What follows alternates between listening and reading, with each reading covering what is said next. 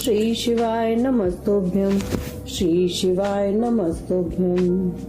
राधे राधे दोस्तों, आज हम श्रवण करेंगे श्रावण मास महात्म में 22वां अध्याय। ईश्वर ने कहा, हे मुनि सत्तम, सावन शुक्ल पक्ष की चतुर्थी के दिन सर्व काम फलप्रद संकट हरण देवादेव का किस विधि से व्रत और पूजन करना चाहिए वह मुझसे कहें, और उद्यापन कैसे करना चाहिए वो भी मुझे विस्तार पूर्वक बताएं। तब ईश्वर ने कहा, चतुर्थी के रोज सुबह उठकर नित्य कर्म आदि से निवृत्त होने के बाद प्राणी को चाहिए कि शुभ संकट हरण नाम व्रत का संकल्प करे और कहें, हे देवेश, आज मैं चंद्रोदय तक निराहार रहूंगा, आपकी पूजा कर भोजन करूंगा, मेरे संकटों को आप दूर करें। हे प्रभु, इस प्रकार संकल्प कर काले तिलों के साथ स्नान करें और सब आह्लादिक कार्य आदि करने के बाद गणाधापी की पूजा करें। बुद्धिमान 3 मास, 1.5 मास या अपनी शक्ति के अनुसार सोने की प्रतिमा बनवावें। सोने की ना हो तो चांदी की बनवावें, चांदी की ना हो तो तांबे आदि की बनवाएं। और प्राणी अगर एकदम गरीब है तो रमणीय मृतिका की प्रतिमा बनाएं। पहले रमणीय अष्टदल कमल के ऊपर कपड़े सहित घट का स्थापन करें, फिर जल भरकर उस पर पूर्ण पात्र तथा प्रतिमा रखकर 16 उपचार द्वारा वैदिक मंत्रों से पूजन करें। हे विप्र, तेल युक्त श्रेष्ठ 10 लड्डू बनावे, तिल युक्त श्रेष्ठ 10 लड्डू बनावे, उनमें से 5 गणाधापी के लिए दे। भक्ति द्वारा देवता की तरह उस ब्राह्मण की पूजा करें, यथाशक्ति दक्षिणा देकर प्रार्थना करें कि हे विप्रश्रेष्ठ, हे देव, आपको नमस्कार है, आपके निमित्त इन 5 लड्डुओं का फल तथा दक्षिणा सहित मैं आपको देता हूँ। हे दिलश्रेष्ठ, आप इसे ग्रहण करें, आपत्ति से मेरा उद्धार करें। मैंने जो कुछ द्रव्यहीन कम या अधिक किया है, हे विप्र रूप गणेश्वर, सब वह आपकी कृपा से परिपूर्ण हो। सुस्वाद अन्नों द्वारा ब्राह्मणों को भोजन करा दें, चंद्रमा को अर्घ दें। अब मैं तुम्हें इस अर्थ मंत्र को बताता हूँ, उसे सुनो। क्षीर सागर संभूत सुधा रूप निशाकर प्रीत तथा गणेश वर्धन, आप मेरे अर्घ को स्वीकार करें। इस प्रकार व्रत किया जाए तो गणपति प्रसन्न हो जाते हैं और मनोवांछित फल देते हैं। इस व्रत को करने से विद्यार्थी को विद्या, धन की इच्छा रखने वाले को धन और पुत्र की इच्छा रखने वाले को पुत्र प्राप्त हो जाता है। मोक्षार्थी को गति और कार्यार्थी को कार्य की सिद्धि की प्राप्ति होती है।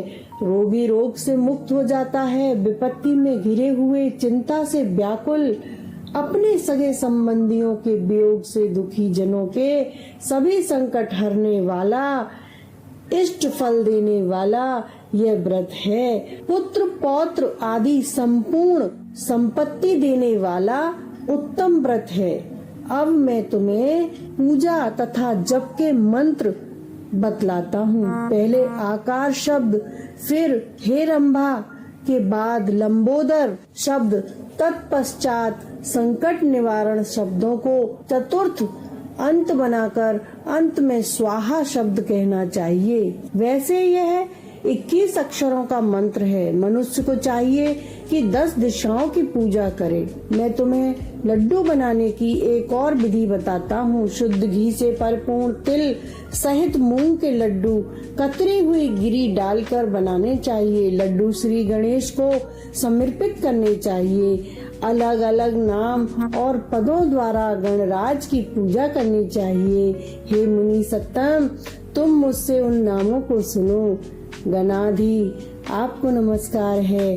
उमापुत्र, अग्नाशन, एकदंत, मूषक वाहन, विनायक, ईशपुत्र, सर्वसिद्ध प्रदायक, विघ्नराज, स्कंद गुरु, सर्व संकट नाशक, लंबोदर, गणाध्यक्ष, गौरी मंगल, संभव, धूमकेतु, भालचंद्र, असुर मर्दन, विधान निधान, स्वयंभू आपको नमस्कार है।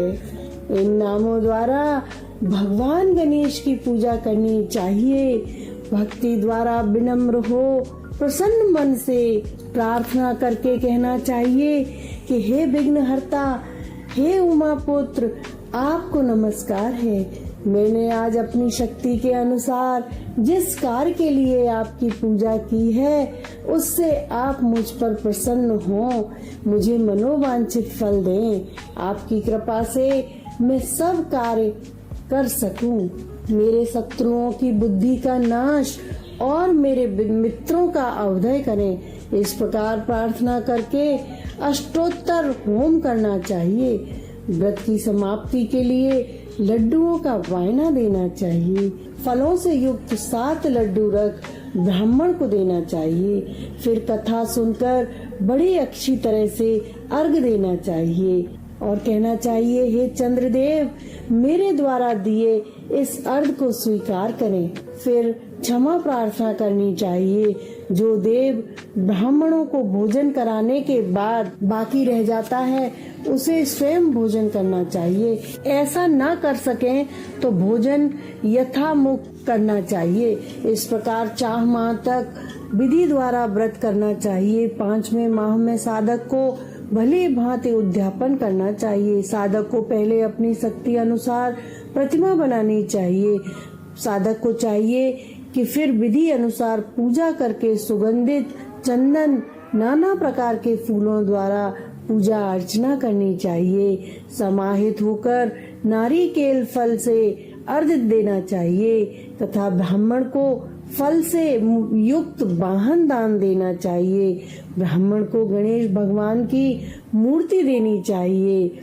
व्रत समाप्ति के लिए 5 सेर तिल देना चाहिए।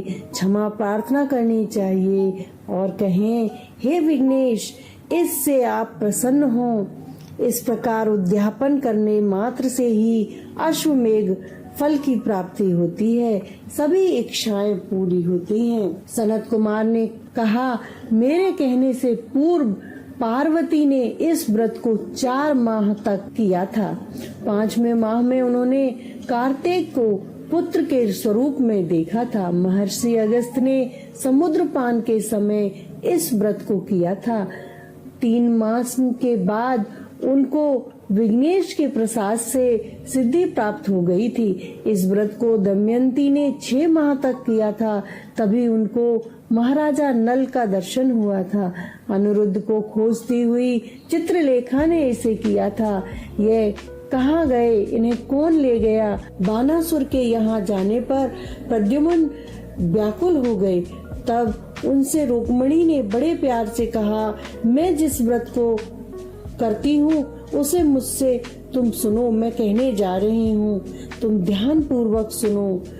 पूर्व समय में तेरे जन्म के समय मेरे सोबर ग्रह में तुझे एक राक्षस ले गया था। बस मेरा हृदय तेरे वियोग से छलनी हो गया और मैं रोती बिलखती रही कि अपने सुंदर पुत्र का मुख कब देखूंगी। उस समय जब दूसरी स्त्रियों के पुत्रों को देखती थी तो मुझे तेरी याद आती थी। कलेजा मेरा फट जाता था। उन दूसरे स्त्रियों के पुत्रों को देखकर मैं कहती थी कि कहीं ये मेरा पुत्र तो नहीं है। इस प्रकार तेरे वियोग का दुख झेलते हुए कई वर्ष बीत गए। तब भगवान की कृपा से हमारे यहाँ लोमश ऋषि आए। उन्होंने मेरी यह दशा देखी और मुझे संकट चतुर्थी का व्रत करने को कहा। मुझे संकट चतुर्थी का व्रत करने का आदेश दिया।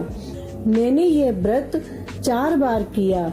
इस व्रत के प्रभाव से तुमने वापस लौटकर सम्रासुर का वध किया था। यदि तुम भी यह व्रत को विधि पूर्वक करोगे तो तुम्हारे पुत्र का भी पता चल जाएगा, वह घर वापस लौट कर आएगा। हे तात, माता के आदेशानुसार प्रद्युम्न ने भी गणनाथ के प्रसन्नार्थ इस व्रत को किया।